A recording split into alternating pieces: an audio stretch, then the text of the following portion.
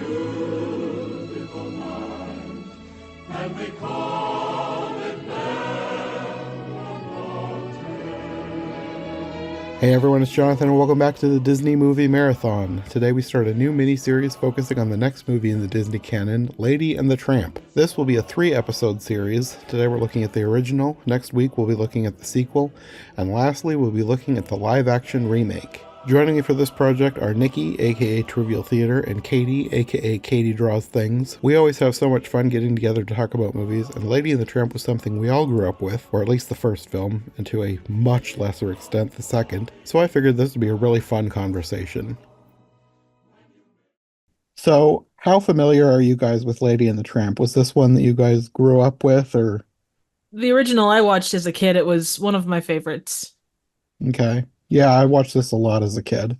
Yeah, like I wouldn't say it was my favorite out of my little collection of VHS Disney collection, but when I wanted to watch something that wasn't like my top three favorite, this was a big one that I would go to change it up. So I watched it a lot, and it was really weird because I haven't seen it in a long time. So rewatching it, I was like, why is it just like beat for beat? I remember everything. Uh-huh. Well, and you look at kids' movie, Disney movies of the I guess the mid-century, and they do kind of that. There's nuance, but there's not a lot of nuance. It's just there to tell a good story. Mhm. Yeah, this was very simple compared to some other movies I've watched recently, but I think that's good for this kind of story, and they did a lot with it. Oh yeah. So even though the story is simple, it's very artistic in the way that they told the story. Yeah. I thought it was very interesting that this was the first movie or first animated movie made with CinemaScope, so the extremely wide screen in comparison with the regular widescreen or even full screen, which most Disney movies had been using up until this point. And they were originally planning to do this one in full screen, but then I think CinemaScope had been getting more and more popular and they decided to go with that for this. Given the time, I could see that. There's that one theater out in LA. It's the 3 screen wide. If you're talking like westerns and things like that, or like Lawrence of Arabia type epics, they would do them Mhm. on those. So I could see that coming in. And I think that came in roughly the same time.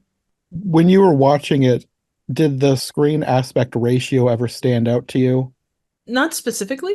I guess you go in as long as the aspect ratio doesn't change, dramatically. I think I guess you kind of take it where it is.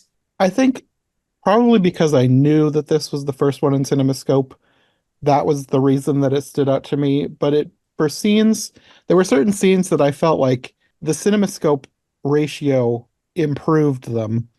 And the first one that I'm specifically thinking of is the scene where Lady is trying to get Jim Deere out of bed.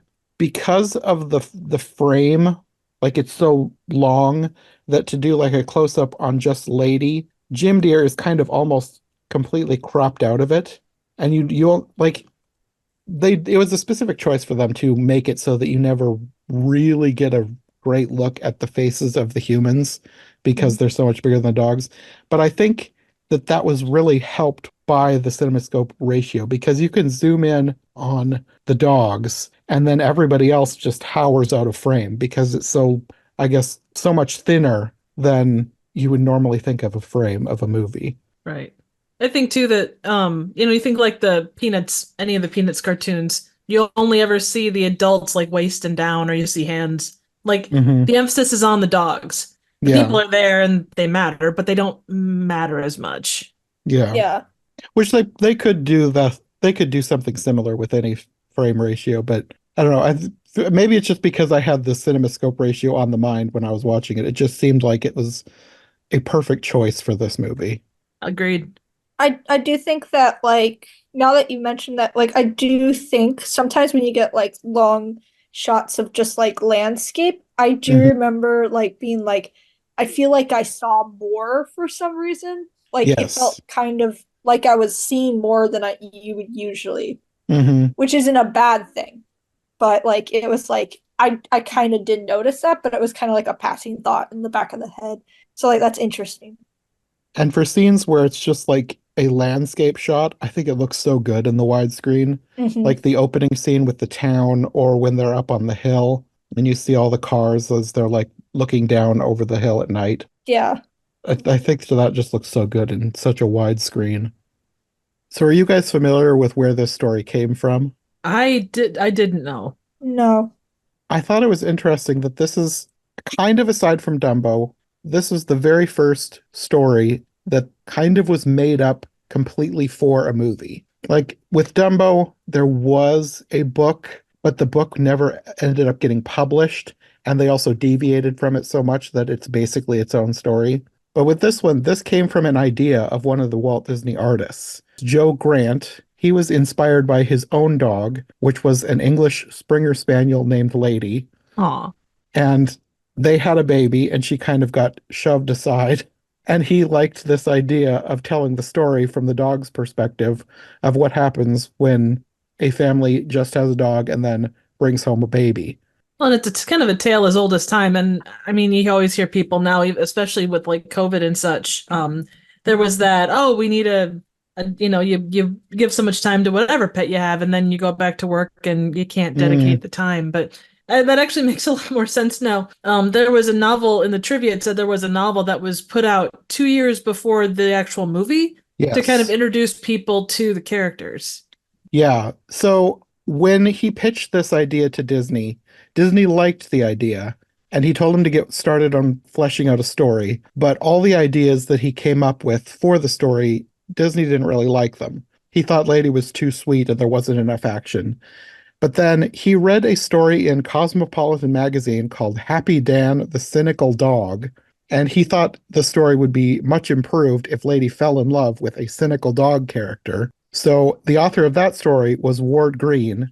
He bought the rights to that story and then got Green to kind of combine the two and make a bigger story. And before this, like in the late 40s, Grant left the studio, but Disney kept working on the idea. And this is one of the things where I think they're trying to make things right in recent years. So the story was like Joe Grant's idea, but because he left the studio and Disney brought on the author of this Happy Dan the Cynical Dog story, Ward Green got all the credit. Ah. Ah. So in recent years, people have been trying to bring Joe Grant back into the Disney history. Like this is where the story actually came from. Mhm. And that's good that they do that. It's like anything else. You're never going to be able to make it up to that person, but if you can, get it back in whatever way you can, that's huge. Hmm. And I feel like at least around this time, that kind of thing happened probably a little too much because I know like with the Jungle Book, and that's another one that stands on my head because the artist Bill Peet was behind a lot of the Jungle Book. Mhm. And because of everything that happened with the Jungle Book, so many things changing, Bill Peet ended up leaving the studio and other people picked up where he left off and got all the credit. But he was the one who was like behind it in the first place. Wasn't there a thing too, and this is slightly tangenting, which I know is unique to us, but even with Mickey Mouse, like the very foundation of Mickey Mouse when it was Mortimer Mouse, wasn't that what was the name of the Yeah, studio? Iwerks. Yeah, Yeah, he really helped come up with the entirety of the creation, and it's kind of just all been tributed to Disney at this point. right. Mhm. And I'm sure that, like you say, that's a thing that probably happened a lot and probably still does happen, which, we'll hear about in 40 years' time. But for that time and place, being that the medium was so new, kind of the Wild West. It probably was a little bit different with Mickey because with Ub, he stayed on with the studio for decades. Yeah. I think they probably defaulted to giving Walt Disney the credit because he was the face of the company. Right? Makes sense. So it probably made more sense. I think with things like Lady and the Tramp or Jungle Book, it probably was a little bit more, I don't know, bad blood between the studio and the artists because they left the studio and then got no credit for what they did. Right. And at that point, I'm sure it probably falls under the umbrella of, well, you created this while you were at our studio. We have those rights to those things that you did. Hmm. Kindly, Yeah. go. I'm trying to think of something that would be a nice way to put it. Well, I'm sure, like, legally, everything is in the exactly. right, but it's not nice to the Right. artists. Reputation is everything. Yeah. Hmm. I also thought it was interesting in doing the research because the story kept changing so much. There was a bunch of stuff that was changed from the original ideas to what we finally saw on screen. In the original, Aunt Sarah was going to be an overbearing mother-in-law, which seems kind of like what she is anyway. So, Well, she's kind of got that whole spinster, like the classic. You go back to that era with like old, like classic movies. The spinster aunt is just yeah, like that kind of person. yeah. Hmm. It's very tropey for the, and not in a bad way by any stretch, but it was, kind of the trope of the era. Hmm. And originally, her cats were going to be named Nip and Tuck instead of Cy and Anne. And Tramp also, his name kept changing. He was Homer, Rags, and Bozo at different points in the story. I think Tramp was the right choice to land on. Yeah. I did like how they incorporated, and I'm sure that was probably just a case of him going from place to place, but like how he described like every family that like fed him had a different name for him, Yes. and you could kind of relate back. Uh-huh. I also did have to laugh, and I don't mean to jump ahead to a little bit, but they never refer to him as Tramp in Yeah. this. Yeah, they always call him the Tramp. Right. I wonder if Jim, Dear and Darling ever ended up giving him a name. Yeah, like I guess they did, because if you take the sequel as canon, like everyone just calls him Tramp as a name. Yeah. So it's like, how convenient. Yeah, can you imagine? And I know people name their dogs and cats all kinds of things, but can you imagine, hey, Tramp, come here, Tramp? I like the convenience that that's what all the dogs called him before they called him that name. Yeah. I feel like Tramp is not, I mean, it kind of makes sense for Oh, a yeah. homeless street dog. If you adopted a dog off the street, calling him Tramp kind of, it seems fitting. Oh, yeah. It's like calling a cat cat. You could be like John Wayne and call his dog just dog. And did you guys know that Jim Dear and Darling are not actually their names? I kind of figured. The original, like in the original script, and I don't know if this is canon or not, but their names were Jim Brown and Elizabeth. And they decided to go with Jim Dear and Darling because that's what Lady hears them call each other all the time. So she just thinks that that's their names, Ah, okay. I could see that. which is kind of perfect. I kind of love that. They definitely fit the era. Like the both the proper Mhm. names and the terms of endearment. Uh-huh. What would you call the little one though? I know that in the remake it's Lulu, but I don't think does the little baby ever get a name? Um, Did he have a name in the sequel? Oh, it's Junior. It's Junior in the sequel. That's what it is. okay, yeah. So he's probably Jim Jr. Yeah. Yeah. Jim Deere Jr. JDJ. But yeah, I thought that was a really cute choice to make them named after what Lady thinks their names are. It's like kids thinking their parents are named Mom and Dad, and their Yeah. minds are blown when they find out that's not actually their names. And then I found out, I completely forgot, this was the last film for Disney that Mary Blair ever worked on because she was such a huge part of the studio for so many years. And she was supposed to do more on this film. She was supposed to be the background painter, but she wanted to go on to become an illustrator for children's books. So this ended up being her last film. And they had other artists come in to like do all the background work. Oh. Oh, It wasn't her last thing she ever did with Disney because he asked her to come back years later to design this It's a Small World ride, but it was her last film. I don't know if this is true or not, because sometimes the IMDb trivia can be a little bit suspect, but according to it, Peggy Lee was considered the first instance of a superstar voice being used for an animated film. That could be. I'm trying to think of who might have been before. I mean, from a Disney perspective, there's not that many movies that came before this, really. The only thing that is really standing out to me would be the voice of Cinderella. And it's not the same because I don't know that you would call her a superstar because Walt Disney heard her voice on the radio, I believe. Honestly, I'm thinking back now that I say that. I just did I went to a showing of a bunch of 16 millimeter cartoons from the 30s, and Cab Calloway had a really famous cartoon thing with Betty Boop where They did Minnie the Mhm. Mooch, Yeah. and that would be considered. I mean, it's not Disney animation, but it is still an animated piece. He was Yeah. massively well known at the time. I So I take back what I said. Well, I think it's different for some of those, especially the Betty Boop cartoons, because with Betty Boop, they did a lot of, I don't know, cameos. Fair. Like they would have like a music artist come in and then they would do like a caricature of them, like singing the song or doing a dance. So that was kind of a feature in some of those earlier shorts. But as far as Disney, the closest I can think of would be Cinderella, and that was Eileen Woods. She was a radio actress, and she really didn't do a ton as far as like acting for movies and TV. She only has 7 credits on IMDb, Oh, okay. but I think that she was famous on the radio because I don't remember who discovered her exactly, but she was a radio actress and they loved her voice and thought she would be perfect for Cinderella. But I don't know that I would call her like a superstar. But I feel Right. like that's probably the closest you could get.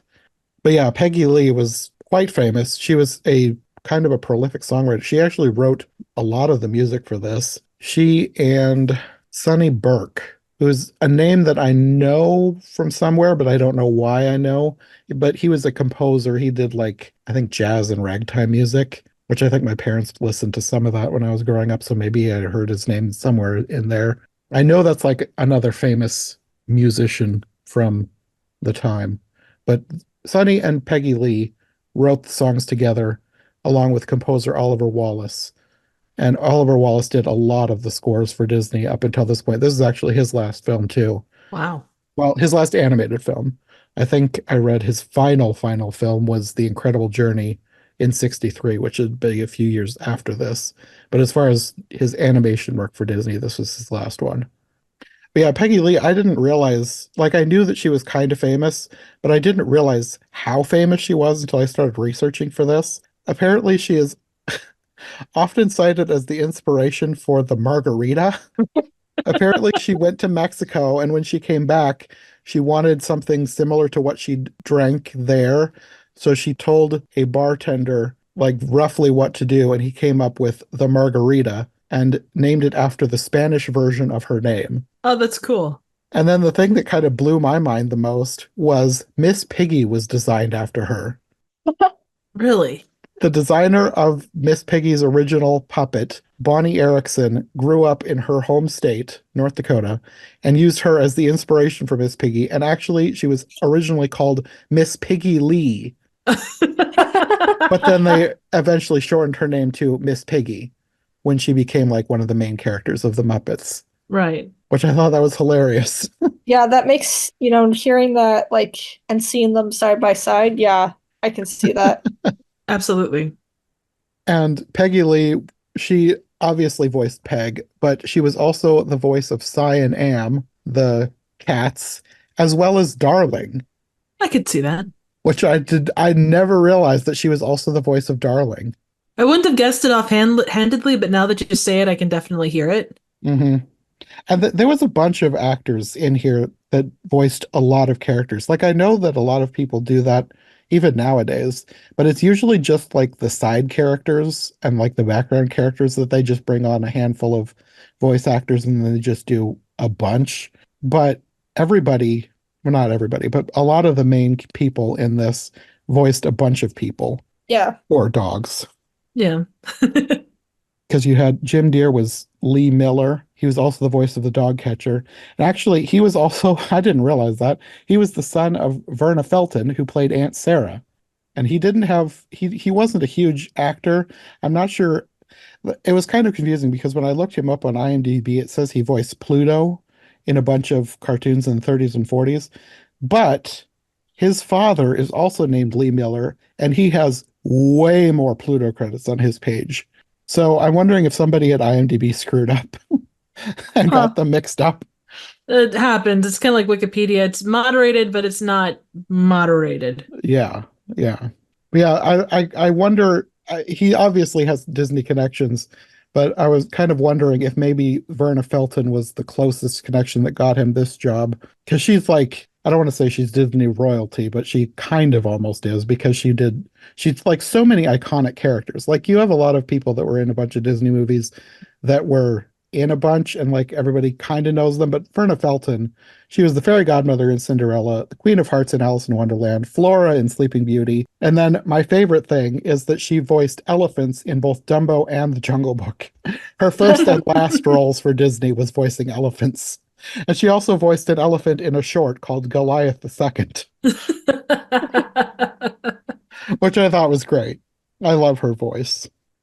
And then Lady was voiced by Barbara Luddy, who was a silent actress in the 20s and 30s. And then I think in a couple of early, I guess you would call them talkies, with voices. But she stopped acting in 1933. And this was her first film back 22 years later in 1955. Wow. And then she kind of went on to become an actor for small roles. She was in a bunch of Disney films and she did a bunch of one-off TV appearances. But she was also the voice of Merryweather in Sleeping Beauty, Rover in 101 Dalmatians, which I think is the puppy that loves watching TV. And she was the Mrs. Churchmouse in Robin Hood, as well as the Mother Rabbit, and also Kanga in the Winnie the Pooh shorts from the 60s and 70s, which was her final role because she died in 1979. She had such a cute voice. Yes, she did.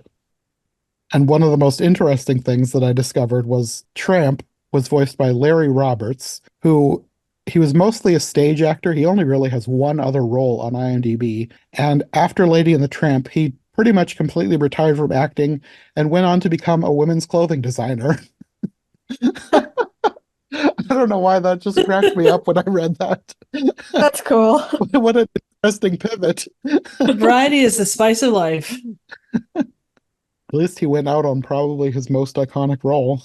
Absolutely. Yeah, but his voice, it is a very attractive voice. So I'm sure trying to sell to women or get across the point, I could see it working. And then most everybody else in this movie were people who did a bunch of voices. You have Bill Thompson as Jock, the Scottish Terrier. He also voiced Joe, the assistant chef, and Bull, the male bulldog. Like, I don't remember these names, but these are ones that are credited as these because I don't really remember anybody except Peg of all of the random dogs. And Doxy, the stray male dog. I always want to say Dachshund because of the way it's spelled, but it's Dachshund. He voiced the Irish policeman, which I kind of figured when he started talking, I was like, that's the same voice actor as Jock. Yeah, his Irish accent and his Scottish accent sound kind of similar. Yeah. Just don't say that to any Scottish or Irish people in real life and you'll be fine. I will say his song was always one of my favorites. I don't know why, but when I was a kid, I'd always try to like mimic that song because I thought it was cool. I was a weird kid. But he was actually a really good voice actor because I didn't realize it was the same person who voiced Mr. Smee and the White Rabbit.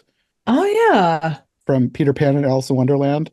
Like, because his voice for those are so similar, but this doesn't sound anything like those. But then he was also King Hubert in Sleeping Beauty and Uncle Waldo in The Aristocats. And he was the first voice actor to ever play Scrooge McDuck on screen. Oh. Which kind of makes sense after hearing Jock. Yes. But he had a good range for what he could do. And then you had Stan Freberg as the Beaver. And I read that he was later the inspiration for Gopher from Winnie the Pooh. But when I was a kid, I used to think they were the same character. Yeah, I think, yeah, same.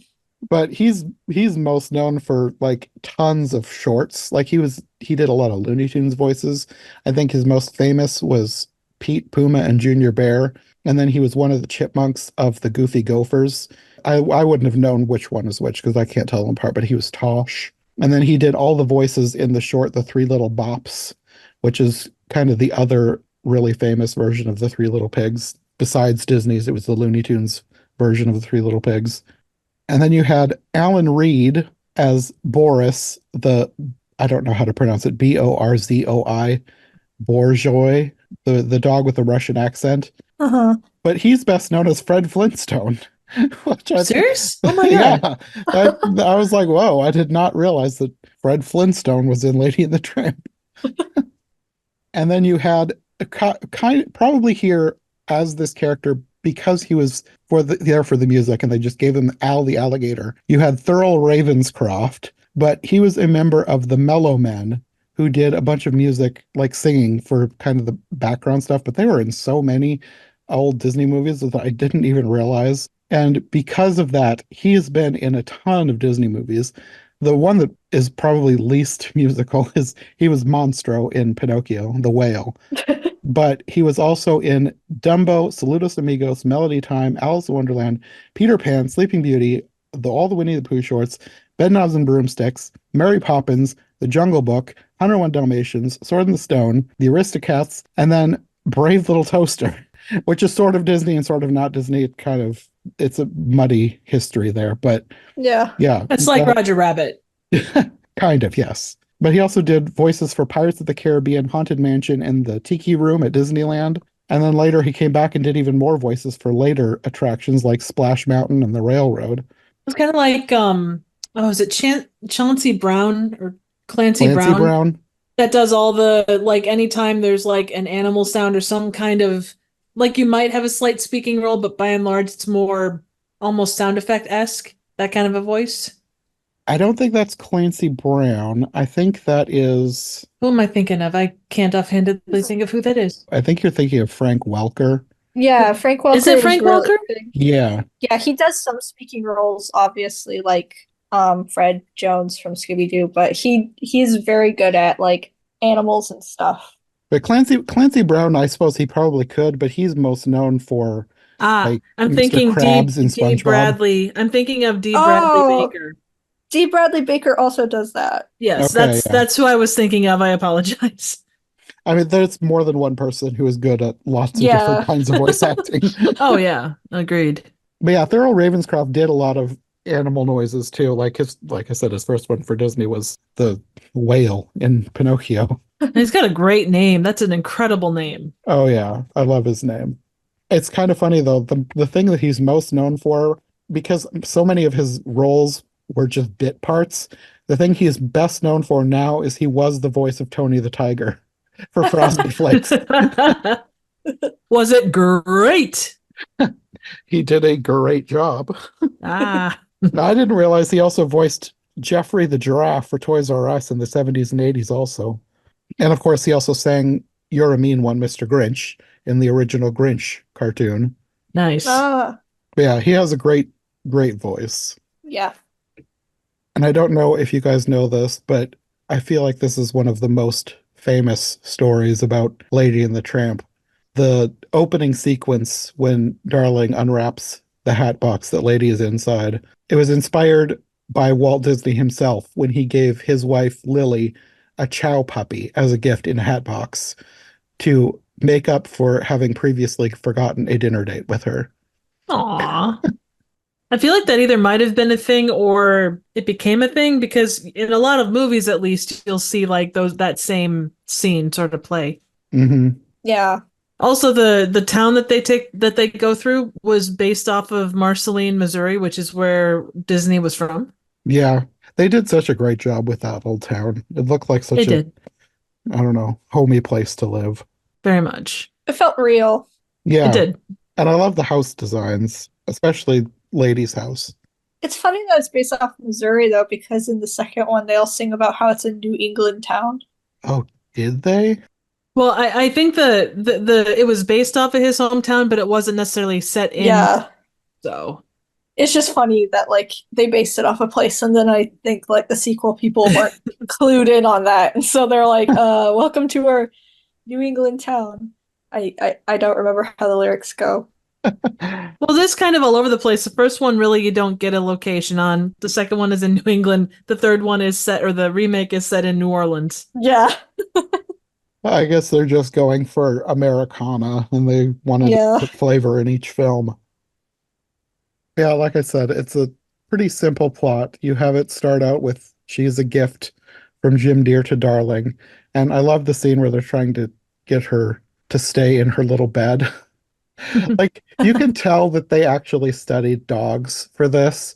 Just the way that she moved and behaved, and the little howls outside the door, it felt so real. Yeah, for sure.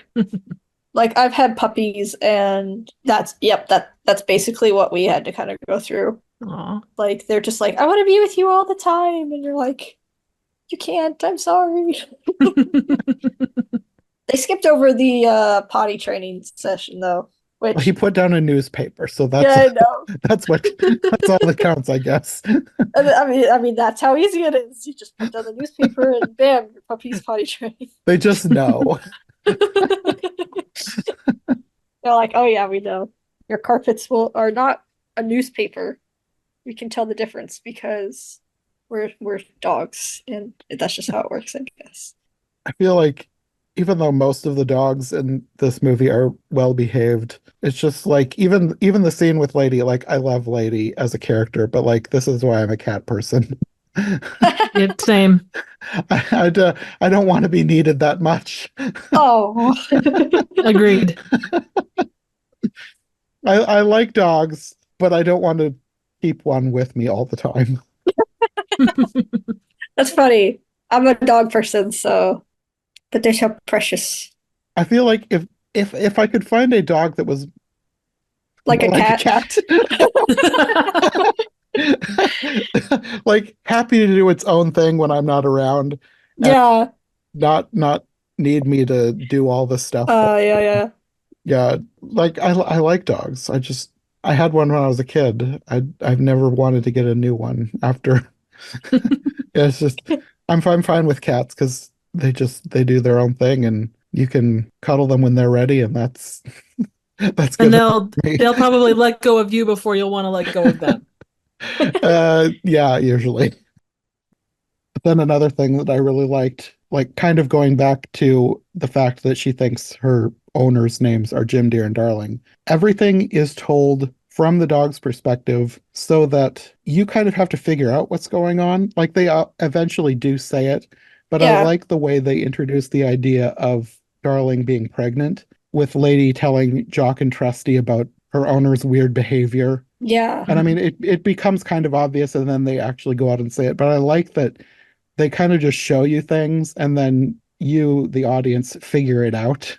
Yeah, I think this movie like really is a good showcase of show, don't tell. Yes, yeah. So much of it is that. Like they don't sit down and be like, "Oh, this is obviously we are the rich people up here and those over there. Mhm. They're not the rich people," which, definitely won't I didn't have a problem with any other movies after this one that really was heavy-handed about that kind of stuff. I sense your foreshadowing. But yeah, I think that they did a really good job with like, they show you like the baby bottles in the little boots, and then like they Mhm. don't say, "Oh, we're at a baby shower." Like when I was a kid, I didn't know what a baby shower was. So I was like, "Oh, they're all just," but I understood like, they're all getting together and they're talking about the baby. Mhm. Like I barely understood that scene as a child because like I never went to a baby shower when I was really little, and I was like, I don't understand what they're saying. But like it really just like you're like, it's different, it's strange, what's going on, and then like obviously at the end you can figure out, oh, it is a baby and stuff like that. Mhm. But like I think it's really well done, and it doesn't like talk down to you or over explain things sometimes, which some movies can end up doing, and I really enjoy that about the original. Absolutely. But obviously that doesn't happen in any of the sequels to this. The sequels are perfect, maybe. Yeah. I definitely was not frowning the entire time I was watching the sequel, but I'll talk about that later. Yes. I'm trying very hard not to talk about anything that came after this. Yeah. It is kind of hard not to compare though, especially with the next chunk of movie where Jim, Dear, and Darling leave. Because I feel like this movie does it so perfectly, and then it's not done perfectly in the future. Yeah.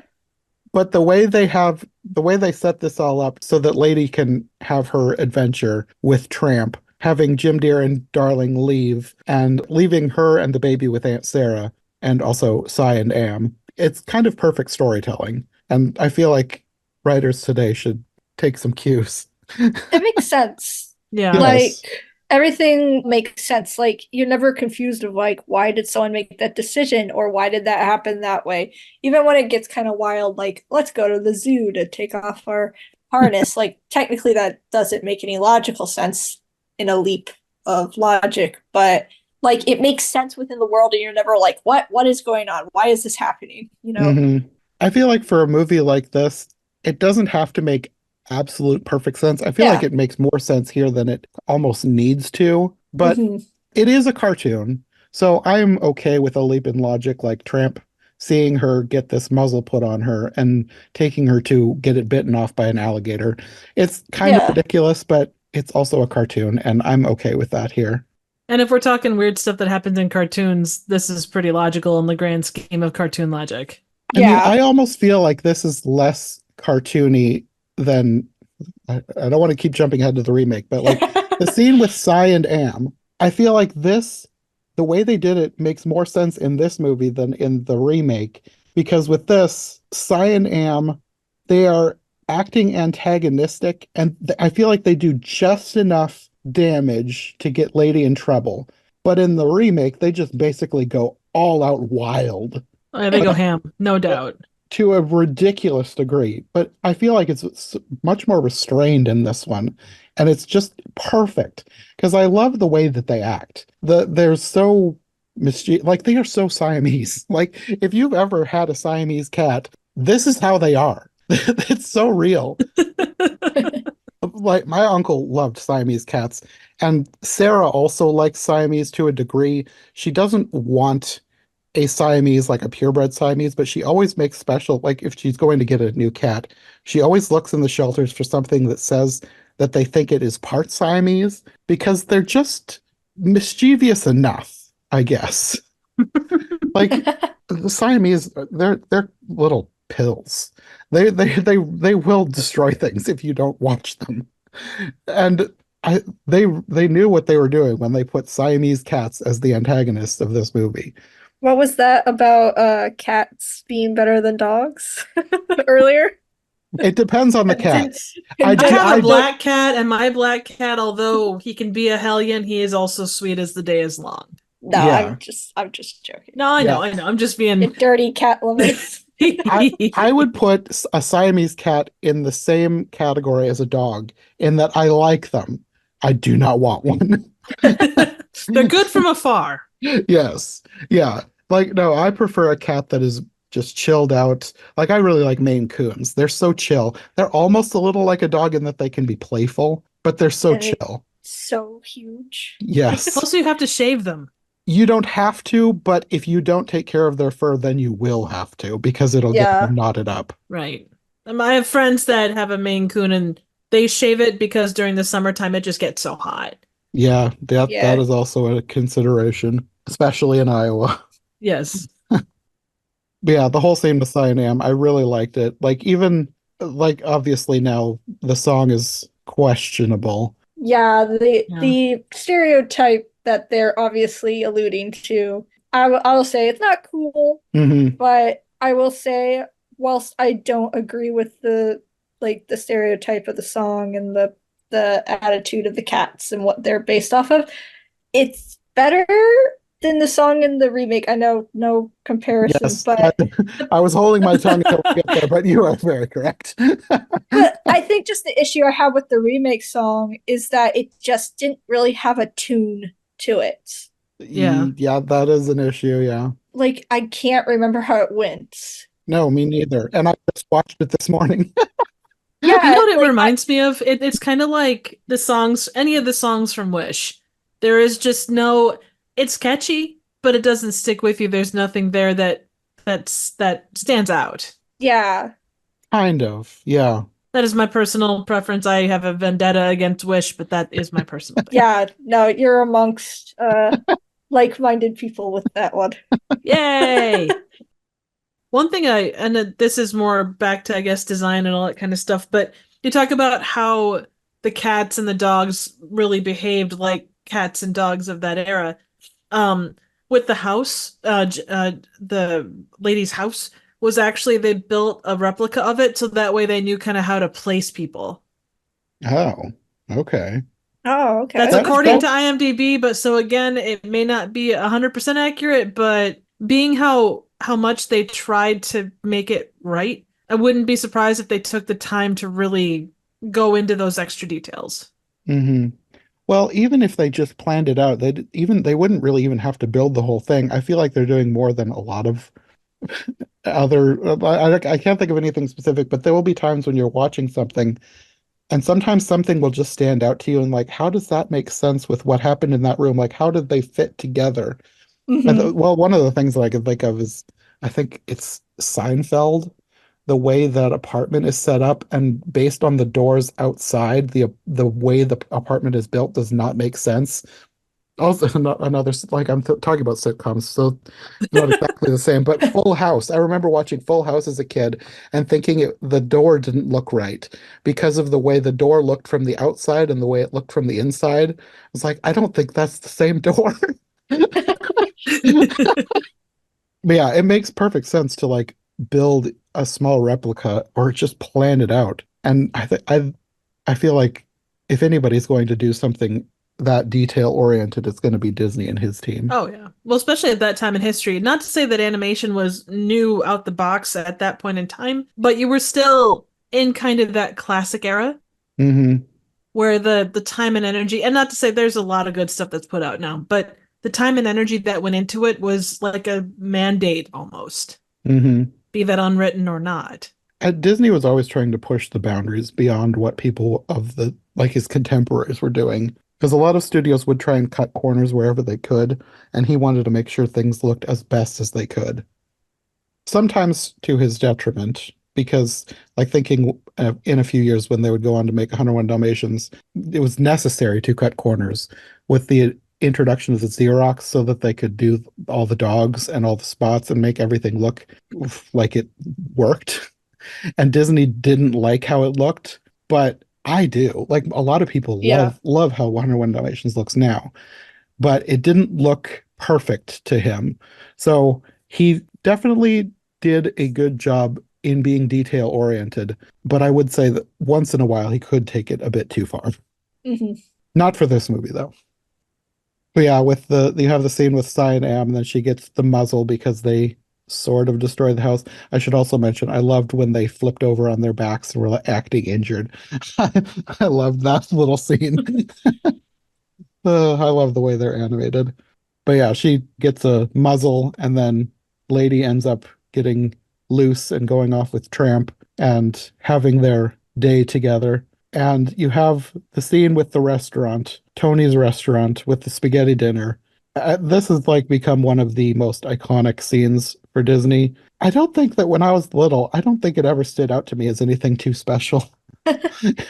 I liked Tony and Joe. Like I remember I was like, I want them to come back in the movie because I thought they had a fun dynamic. Oh, they had Mhm. a great dynamic, yeah. Yeah. I think probably for me, the things that I liked the most were not to be too cliche, but all like the action scenes that Disney would have wanted. I think those are the things that stood out to me, and all the animals. Like I loved anything with the animals, so I loved the zoo. But Mhm. like obviously, it is a really well done scene with the spaghetti dinner. Well, and even just how many times that scene has been replicated. Yeah. Hmm. But I don't think I cared too much about it. And I remember watching it as a kid and thinking that it seemed ridiculous that they would both end up slurping up the same noodle. It's like, how do they manage that? Where's your romantic side? I think this is another case where, as a kid, I thought too much about things. And then, of course, you get the scene with them like overlooking the town. I don't think I remembered like the place that they are. When it pulls back, you can see a whole bunch of cars around them. So this is supposed to be like a romantic overlook. I don't think that ever stood out to me as a kid. I didn't think anything of it, but I really liked that detail, having the cars like not like fully prominent, but like kind of in the shadows. As Lady and the Uh-huh. Tramp are looking over the town, you've got a bunch of other couples there as well. Lovers lookout. Yeah. And then, of course, the next day, when Lady is eventually caught by the dog catcher and she meets all the other dogs, you get the He's a Tramp song. I think that's the song that I most associate with this movie. Although, other than the Siamese Cat song, because I loved that song as a kid. I think I had the Siamese Cat song memorized as a kid. Watching it now, though, I really liked some of the songs at the beginning, like the opening song and like the lullaby. Those are really good. But the He's a Tramp song with Peg is probably the most iconic to me right now. Well, and the ability to like animate Peg in a way where she's sultry and a dog. Yeah. Because you just got that, like that, not Mae West, but kind of that, the ability to emote that sultry in a kid's movie, but done well. Yeah. Uh-huh. I feel like I don't know how much of like obviously in some cases it can be a bit of a problem, but I feel like this is kind of a trope of movies at the time to have a whole bunch of animals as different stereotypes. And you've got like all of the different accented dogs in the pound. Yeah. Like obviously you can get into shaky ground when you end up with characters like Cy and Am, but I kind of liked some of these little guys. Yeah, I think the problem isn't that, in a sense, they're stereotypes or that they all have different accents. I think to an extent, it's how you utilize those stereotypes. Yeah. And also, like, how you do kind of say, these are probably white guys just trying Yeah, to that sound too. like.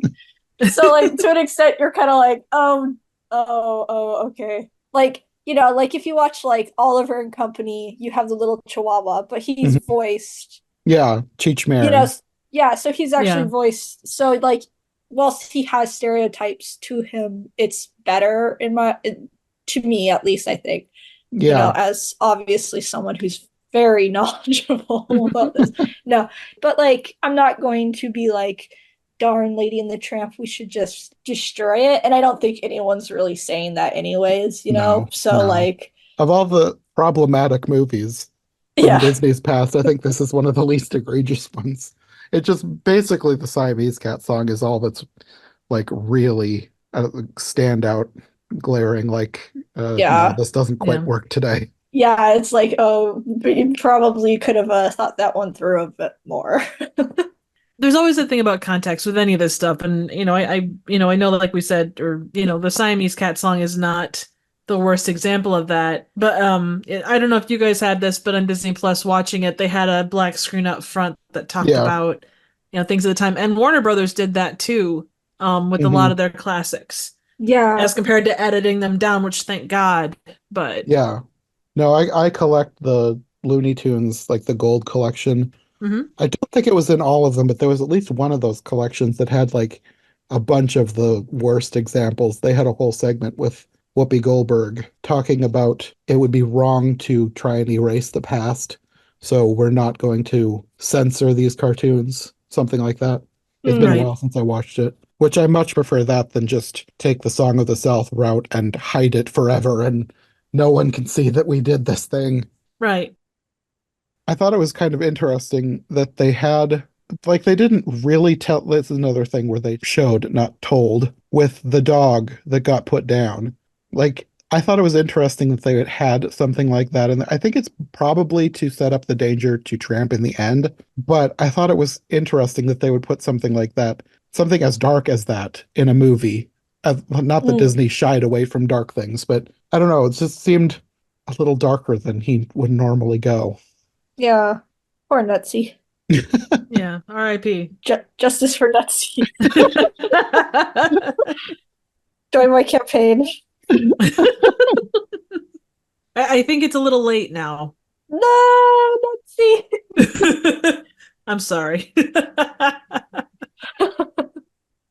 I always remember, and this is again, sorry, slightly tangenting, but closer in than the Royals. Like you look at the Dumbo movie, like Mhm. one when his mom is kind of, I guess incarcerated for lack of a better term, and there's that whole scene, or when he goes and gets drunk, and like all Yeah. of the, oh my God, that scared the crap out of me as a kid. It's weird that everybody says that that was terrifying. I thought it was fascinating as a kid. Oh, it was fascinating, but it was still freaky as hell. I think just different things scared me as kids. I never got scared by the things that scare most kids. Eventually, Lady is claimed. Aunt Sarah comes, gets her, and chains her in the backyard. And you have the scene with Jock and Trusty coming to, I guess, propose marriage to her. And this is one of those scenes that I feel like people nowadays are trying to read more into it than was intended. Because I remember a while back reading that the reason that they did this is because Lady got pregnant and they need to make sure that she's kept respectable. Oh God. And when What?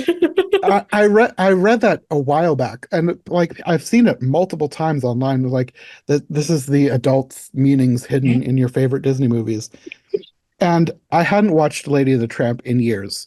So not that I accepted it that somebody said that, but I was like, I'll watch it and see if I can get that from the scene. And I watched it, I was like, they are reading way too much into this. You mean things like Watch Mojo read too much into that stuff? Come on. That's crazy. They basically, When has that ever happened? I think they just think Lady got abandoned by her owners and they are trying to give her a home away from Aunt Sarah. Also true. I think that's the point of this scene. It is kind of weird that they decide to propose marriage to her. Like, I don't know how their owners would feel about them bringing in a new wife. But I think that's what the scene was. I don't think it was Lady is secretly pregnant. My God. And I understand the 50s was quite a long time ago, but what? Yeah, anyway. I think if they had meant that to be the meaning of that scene, they would have made it more obvious to the adults. Because when I read that, I was like, okay, well, they must have phrased it in some way that I would not have understood as a kid, but I would understand as an adult. And watching it now, it's like, no, there is no line in here that gives you any indication that that's what's happening. Right. I mean, you kind of do get, and I guess as an adult in 2024, looking back at a movie from 1955, you could take the kind of aftermath of their Italian dinner as like a romantic interlude. It leads to other things, but even still, I think that's what they're doing. They're seeing two pieces of a puzzle and drawing their own picture in between them. Oh, agreed. Repeat to yourself, it's just a show. You should really just relax. MST3K mantra early and often is my prescription for those folks. Yeah. But yeah, during the scene, Tramp arrives and they turn their backs on him. He's not wanted here. And then you get what was the most horrifying scene to me as a child, this huge rat sneaking into the house. I don't know what it is about this rat because it's not that scary now, but as a kid, that thing was horrifying. Different things scare different children, and I was terrified of this rat. It was the most creepy looking thing. I mean, it's big, it's shadowy, and it's got beady red eyes and like an evil grin, and then it tries to attack a baby. So I can see why you could be scared of that. But I also love that it made like little squeaky duck noises. Okay, was the rat scarier than Aunt Sarah saying, "Ah, a rat"? The rat was scarier. I was terrified of that thing. But it did its job because they really wanted to amp up the stakes for the end of this movie, and they did a really good job with this rat. And I know that we're not at a time and place in the history of animation where they're going to end with a big boss battle, but the simplicity of this, in the grand scheme of things, it's very small, but it is significant and so well done. Yeah. Mm-hmm. Oh, I love the way they lit it because, like, this is at night. I think it's raining, and she calls Tramp to go in after this rat because she's chained up. And the way they light this fight, having it, like, mostly dark, but you see his teeth flashing as he's barking and trying to bite the rat. I thought that was really well done. Very. Yeah, he kills the rat, but during the fight, the crib gets overturned. The baby's crying. Aunt Sarah comes to see what's going on. And like, I can't fault Aunt Sarah for thinking that the dog has done something terrible, because it really, without seeing the rat, that's what it looks like. So yeah, I can't, even though she's not the nicest person, I can't really fault her here.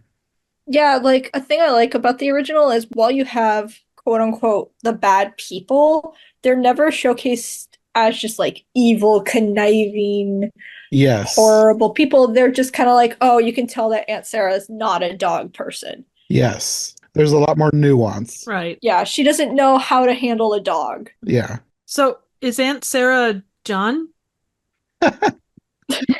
Hopefully not, but But even the dog catcher isn't the worst person in the world because, like, he takes the steps to find where Lady actually comes from and stuff like that. He's not like, haha, another notch on my belt of capturing evil, terrible, dirty strays or anything like that. Like, while in the eyes of the dogs, he's not a good person, he's not showcased as like an evil person. Mhm. Right. Even though like they still have the whole one-way door and stuff, and that's a terrible thing. But like in an essence, the person himself isn't a terrible person. Yeah. But yeah, she calls the dog catcher. Tramp gets taken away, and Jim, Dear, and Darling come home at that moment. The dog catcher says something about the dog attacking a baby. So they run in to see what happened. And Lady is now free. She immediately goes to show them this dead rat, and they figure out what's going on. And I like the scene with Jock and Trusty. Like, they assume the worst about Tramp, and then as soon as they hear about the rat, they're like, we misjudged him. And then they go and try and make things right. That is a very dog thing to do because, like, sometimes my dogs will be like, "Who are you? Who are you?" And I'll be like, "It's just me coming home." And they'll be like, "Oh, we're so sorry. We're the worst. We're so sorry we barked at you. I'm sorry." And you're like, "You're fine." But like, they'll immediately be like, "You are intruder. We hate you." And they're like, "Oh no, we're so sorry. We misjudged you." Yeah, then you've got the chase between Jock and Trusty and the dog catcher, with Trusty trying to use his nose, finding the trail. And then he ends up getting injured when they cause the crash. And I couldn't remember. I thought I read somewhere that the original plan was for him to die in the wreck, but I don't know if that's true or not, because I could be getting that mixed up with the Fox and the Hound, because the original plan was to have Chief die. So I don't know if I just mixed up two fun facts. Fun facts. Like, All things, really. You think dog death is funny, do you? I didn't, Yeah, it Terrible was cat freaking person. hilarious, man. I didn't see it in my research this time, so I'm not sure if that was originally the plan or not. But yeah, they do end up saving Tramp, and he is adopted by Jim, Dear, and Darling. And then you've got the scene at the end with Christmas time. Tramp is now part of the family, and they have puppies, and Jock and Trusty are visiting. And I liked the scene between Trusty and the puppies, with him telling a story, because you've had Trusty trying to tell a story through various scenes in this, and he reminded me of a lot of old people that I've known throughout my life, telling the same story over and over and over again. Yeah. Yeah. I like the detail with the puppies. Now he has a new audience for the story, and then he completely forgets what he was going to say. I also liked the scene where Jim Deere is trying to take everybody's picture, and he uses too much flash powder in the camera. And I don't know why, the way they animated the baby and the puppies kind of like freezing and looking at this big flash. The expression on the baby's face cracked me up.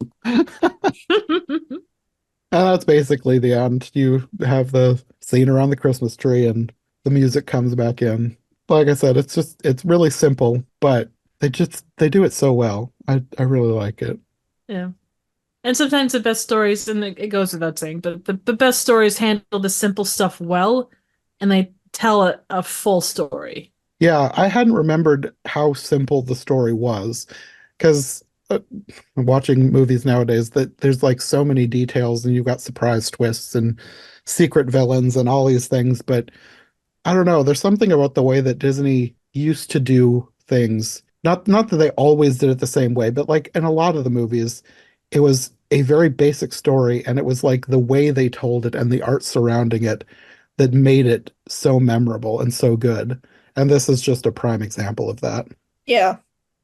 Yeah, that's Lady and the Tramp. I haven't really fully made out like a ranking of all the Disney movies. I know a lot of Disney fans like to do that. I figure I'll wait and do that at the end, but I feel like this has to be somewhat near the top. It's at least in the top half of them for me, because this is one I watched a lot as a kid, and Lady and the Tramp is just, it's a classic for a reason, and it's so good. High recommendation for just a chill movie to put on for a fun movie night. Yep. Mm-hmm. It doesn't have high stakes, but it is enjoyable because you know that there was so much put into it. Yeah. It's one of those where it's the artist trying to make a work of art for the sake of art. Like even the way that it started with Joe Grant coming up with this idea, a movie inspired by his dog. I feel like that in itself, it works so much better when it's an organic idea that a whole bunch of artists care about and flesh out into basically a work of art. Well, I guess that will be all for Lady and the Tramp, the original. Yes. We will be back next time. The original and the best. Yes. The only movie. Spoiler alert, but yes. Next time we'll talk about why it's the best, comparing it to things that aren't the best. So, yay. Until next time, do you guys want to let people know where they can find you if they want more from you? You can find me here on YouTube, Trivial Theater. I do a wide array of random, obscure, and straight up bad movies. Stop by and see what's up on the old screen this week. And you can find me on Instagram at Katie Draws Things. I draw things, and it's a lot of fun. Okay, well, we will see you next time to talk about Lady and the Tramp 2. The search for more money. Basically. Okay, see you then. Thanks for listening to the Disney Movie Marathon. If you enjoyed this episode, make sure to subscribe and follow my co-hosts as well. My Linktree and all of our links will be in the description below. If you want more of my content, all my podcasts are available on YouTube as well as most podcast platforms. If you enjoyed this show, check out one of the other podcasts or check out my Patreon for bonus and extended episodes you won't find anywhere else. We'll be back soon with another brand new episode, so thanks for listening and we'll see you next time.